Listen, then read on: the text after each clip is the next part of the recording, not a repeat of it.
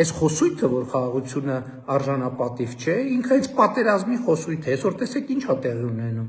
մեր զինվորների ծնողները գիշերը հանգիստ քնում են, սա պատերազմի Քոչարյան, Կարապետյան, Ծառուկյան եռագլուխ կուսակցության համար անարժանապատիվ է, որովհետև իրենց համար արժանապատիվն է, որ մենակ իրենք հանգիստ քնեն, որովհետև իրենց երեխաները կամ չեն, իրենց տղաները կամ չեն ծառայում, կամ էլ ծառայել են Երևանի կենտրոնում, Երևանի փոքր կենտրոնում, շատ կարևոր է, փոքր կենտրոնում, ասենք օրինակ ԱԱՑ-ի պարիսպներից ներս, իսկ որ մարդիկ հանգիստ քնում են Հայաստանի Հանրապետության տասնյակ հազարավոր քաղաքացիներ, ծնողները, եւ մենակ զինվորի ծնողները չէ, այս արդեն իրանց համար անարժանապատիվ է, որովհետև արժանապատիվը իրանց համար է, որ միայն իրենք քնելու եւ հանգիստ քնելու հնարավորություն ունենան։ Մի հատ ուրիշ հանգամանքի վրա եմ ուզում ձեր ուշադրությունը հրավիրեմ։ Այն որ տասնյակ տարիներով, տասնյակ հազարավոր տղամարդիկ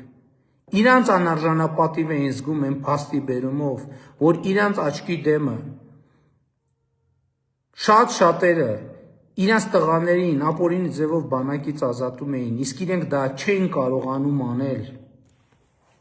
բացակայության պատճառով կամ քչության պատճառով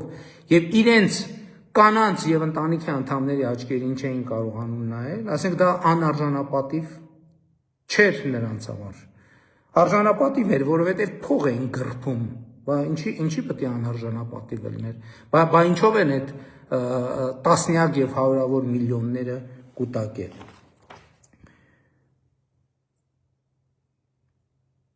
Իսկ արժանապատիվ խաղաղությունը այն է, որ մեր սահմանամերձ տասնյակ, մեր սահմանամերձ բոլոր գյուղերի բնակիչները հանգիստ քնում են գիշերը, որ տասնյակ տարիներով այդ մարդիկ իրանց խոհանոց մտնելիս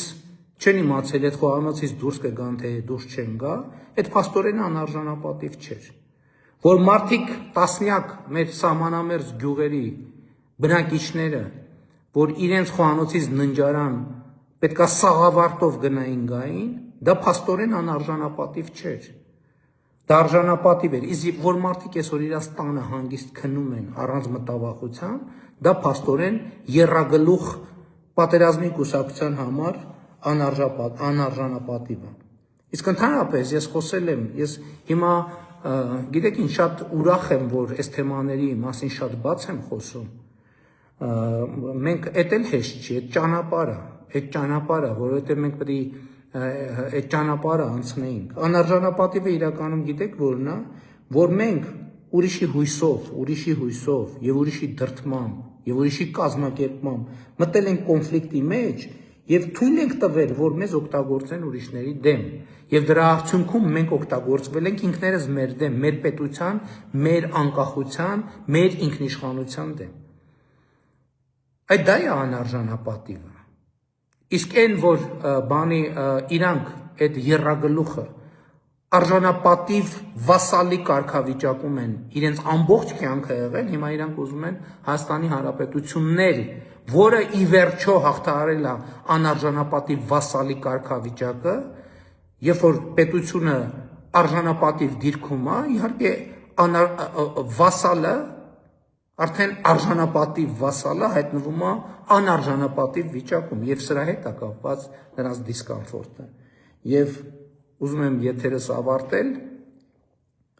հետեւյալ եզրակացությամբ. խաղաղությունը արժանապատվություն է եւ արժանապատվությունը խաղաղությունն է։ Սա է իմ եզրակացությունը։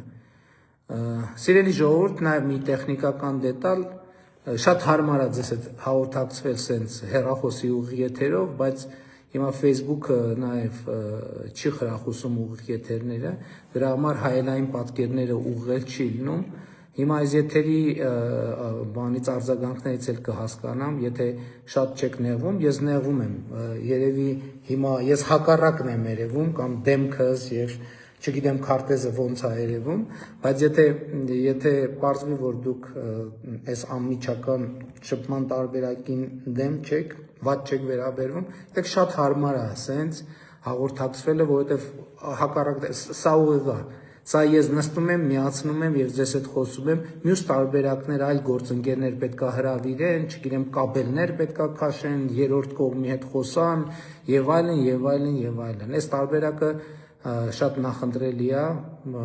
այնց որ աջակցեք այս հաղորդակցության տարբերակին, ոչինչ, իմ դեմքը այն ձևով շատ եք տեսնում, մի քիչ էլ այս ձևով տեսեք, դրանում մեծ խնդրեմ չկա։ Սիրում եմ բոլորիդ, լավ եղեք։ Հավանիչ տեսանյութը եւ բաժանորդագրվիչ նորությունները բաց չթողնելու համար։